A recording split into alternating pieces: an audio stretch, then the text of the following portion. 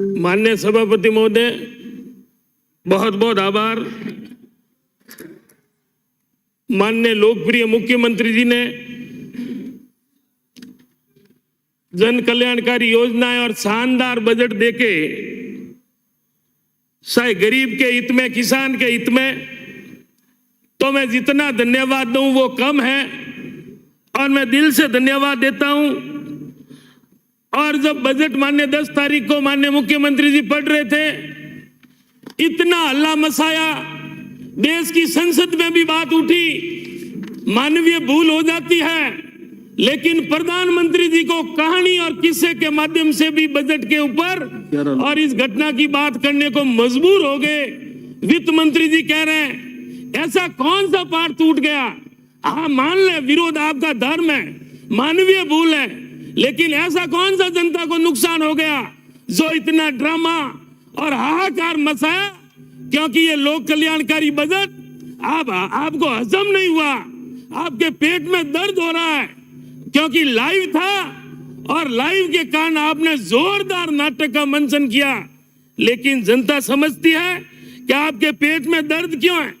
आज ही जन कल्याणकारी योजना के कारण राजस्थान की जनता में वो मैसेज गया है कि 2024 में वापस कांग्रेस आ रही है।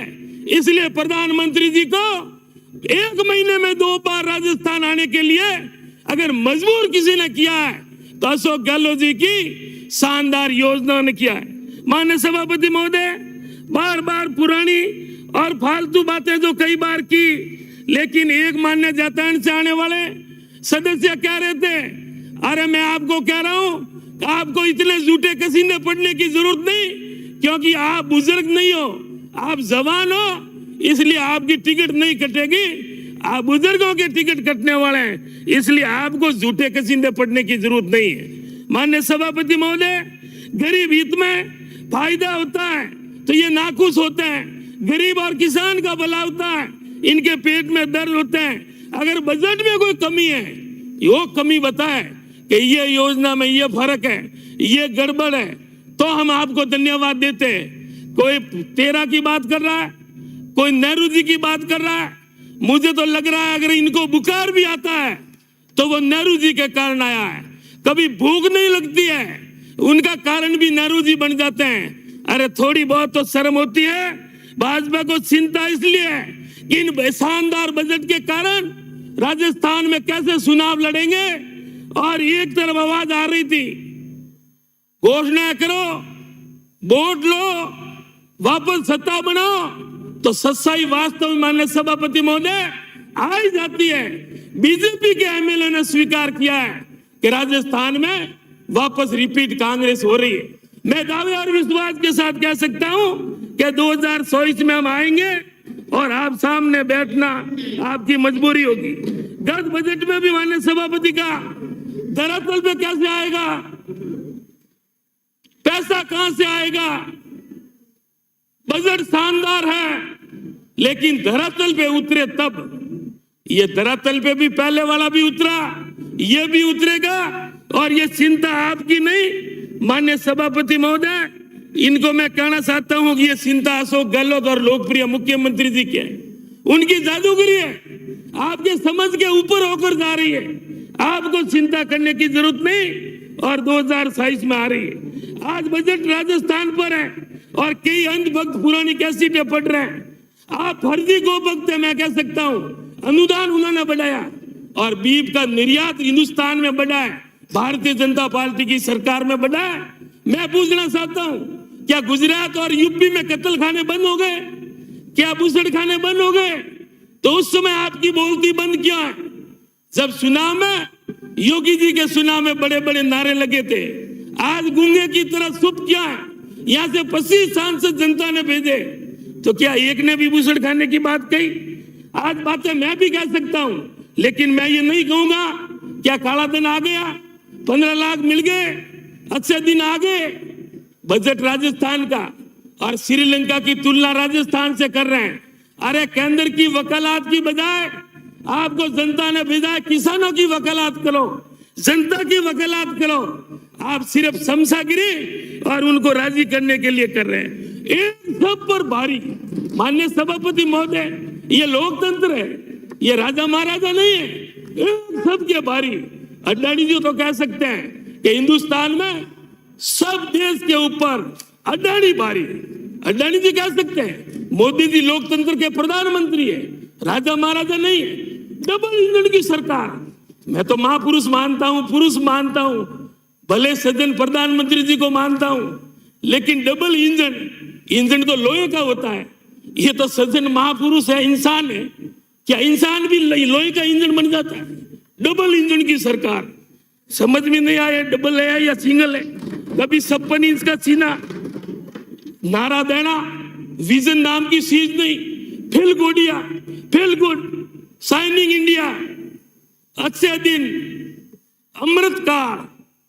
भाइयों बहनों, अरे महंगाई से लोग मर रहे हैं, बेरोजगार रोडों के ऊपर घूम रहे हैं, और इनको अमृत काल। 2 जून की रोटी नहीं माने मुख्यमंत्री जी ने, बजट में गरीब के लिए किया है। आप वकालत अडानी जी के कर रहे हो, आप शमशागिरी केंद्र सरकार की कर रहे हो।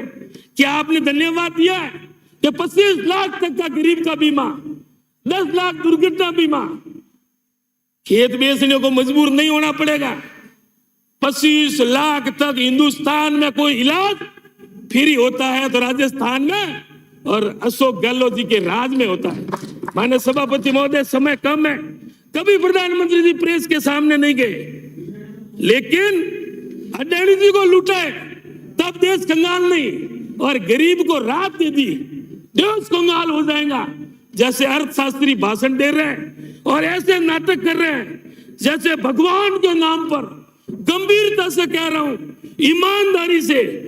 अरे किस बात की ईमानदारी की आप बात कर रहे हैं, और आप किस मुंह से किसान का नाम ले रहे हैं? किसानों ने आपको मजबूर किया और मुंह की खानी पड़ी और तीनों बिल वापस लेने पड़े। क्या मैं पूछना चाहता हूं, 2022 में आय दुगनी हो गई? क्या काला धन आ गया? आप वाली कोई बात नहीं। के फॉर कोयला, ए फॉर अदरस। तो 10 सालों से शासन में हो, आपको किसने रोका? आपको एक भी आरोप आप सिद्ध हुए? ये झूठा बोलने से जनता समझ गई ये एक्टिंग। दारू, शराब क्या गुजरात में बंद हो गई? मुंह सुप क्या है? इसलिए श्रीलंका की तुलना कभी करते हैं, हम गरीब की भलाई के लिए बात करते हैं। माननीय सभापति महोदय, आपके माध्यम से 2 मांग करते हुए मैं स्थान ग्रहण करूंगा कि आपसे निवेदन करता हूं, मुख्यमंत्री जी की ओर उम्मीद है, भरोसा है कि भगवान श्री कृष्ण ने कहा है, बस कर्म तुम्हारा कल होगा। कर्म में अगर सच्चाई हो तो कर्म कहां निष्फल होगा। हर बार संकट का हल होगा, आज नहीं तो कल होगा, आज नहीं तो कल होगा। आपके माध्यम से माननीय मुख्यमंत्री जी निवेदन करता हूं कि बालोतरा जिले के लिए जरूर हमें थोड़ी निराशा लगी है, लेकिन उम्मीद अभी बाकी है। हारेंगे हम, हौसला इस बात की तसल्ली रख, जो यूं मिट जाना होता तो कब कई मिट गए होते, कब कई मिट गए होते। इसलिए न हारे हैं, हौसला। हम इस बात की तसल्ली रख, और मुझे भरोसा है कि माननीय लोकप्रिय मुख्यमंत्री जी ने सब पर फाड़ के दिया है, हर वर्ग के लिए दिया है। पेंशन हो, दवाई हो, हर वर्ग के लिए दिया है। तो आपके श्रीमुख से 16 तारीख को अगर घोषणा होती है कि बालोतरा जिला बन गया, तो मैं आपका दिल से आभार व्यक्त करता हूं। पूर्व मंत्री जी कह रहे थे ढोंग है, जो बनेगा जो बन जाएगा। अरे आपकी गलती नहीं, आपकी उम्र है, 80 साल की उम्र है, उनकी गलती है। जब बन जाएगा बन जाएगा। अरे मेहमान घर पे आ गए, जब खाना बनेगा खिला देंगे। अरे भूख अभी लगी, आपने कभी एक बार भी मांग नहीं की, और आप कह रहे हो बन जाएंगे बालोतरा में बैठे बैठे। इसलिए ये जनता के साथ कुटारा घाट है। जिले के अलावा एक हमारी प्रमुख मांग, माननीय सभापति महोदय, कि बालोतरा बड़ा और रिफाइनरी की वजह से आबादी बढ़ गई है, हजारों लाखों बाहर से लोग आ गए। पानी स्टोरेज के बिना समय पर पानी सप्लाई संभव नहीं है। इसलिए बालोतरा में 15 दिन का पानी स्टोरेज बनाना अति जरूरी है, क्योंकि रिफाइनरी के कारण अतिरिक्त भार पड़ गया है। इसलिए मैं निवेदन करता हूं कि ये रिफाइनरी के कारण बड़ी आबादी पानी स्टोरेज हो, 12वीं सीनियर सेकेंडरी स्कूल हो, पीएससी हो, और जो सड़क है और टाउन हॉल बाबा साहब भीमराव अंबेडकर नाम से पुराना है और उनके लिए बजट दिया जाए। और सीवरेज का माननीय स्वशासन मंत्री जी भी विराजमान है, 2 भाग आपने हमारे 190 करोड़ पास कर दिए, मैं आपका दिल से आभार व्यक्त करता हूं।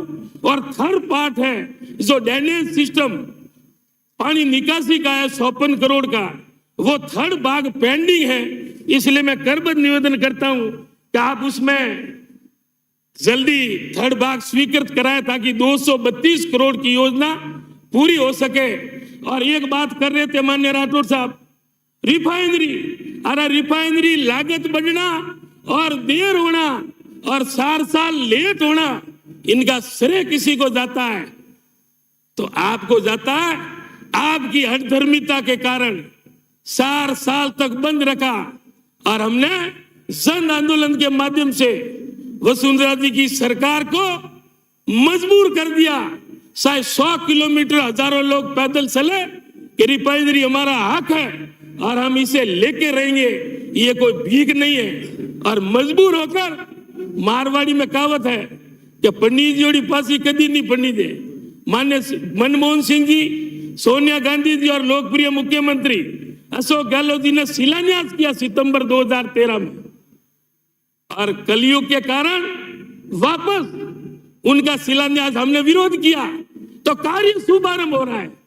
अरे कान इधर से पकड़ो या इधर पकड़ो, 4 साल के कारण जो बर्बादी हुई है और करोड़ों रुपए ज्यादा लागत लगी, इसलिए इनके कोई गुनाहगार तो ये भारतीय जनता पार्टी की सरकार है। माननीय सभापति महोदय, शर्म कई लोगों को आती है, कई को नहीं आती है, लेकिन थोड़ी बहुत तो होनी चाहिए। किस भाषा में कर रहे हैं? 000 विरोध कर रहे हैं, बजट हवा में है। कोई बजट 13 का पढ़ रहा है, एक कागज 2 शब्द पढ़ के कौन सा पार्ट टूट गया? इसका मतलब कि ये गरीब, किसान, युवा, मजदूर और सतीश कौम के हित में बजट था। आपको डर लगाया, मुकाबला कैसे करेंगे? इन राजस्थान के जादूगर का मुकाबला कैसे करेंगे? सुनाम में जनता के बीच में कैसे जाएंगे? ये डर आपके मन में पैदा हो गया। इसलिए मुझे भी विश्वास है और आपके मन में भी है कि जगह परिवर्तन होने वाली नहीं है। जो भले लोग हैं, मैं चाहता हूं कि ये भले लोग वापस आए और श्री मान्य सभी मुखिया हिता स्थिति में उन्हीं सीट पर बैठे रहे। और मैं कटारिया जी को बधाई देता हूं कि आज विधानसभा के प्रतिपक्ष के नेताजी राज्यपाल के रूप में जो बनाए गए, ये अपने लिए बहुत बड़ी बात है। तो मैं इनका आदर सत्कार करता हूं, बधाई देता हूं।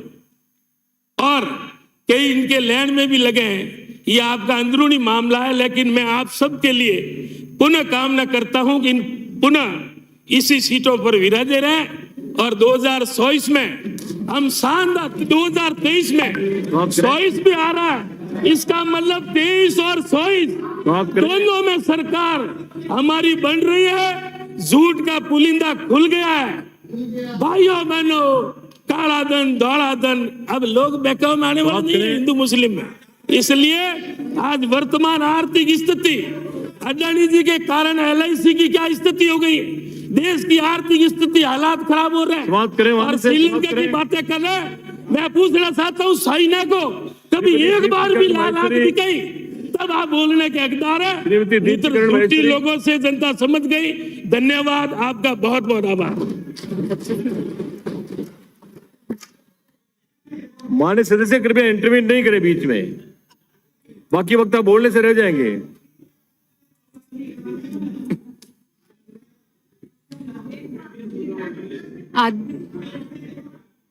माननीय सदस्य,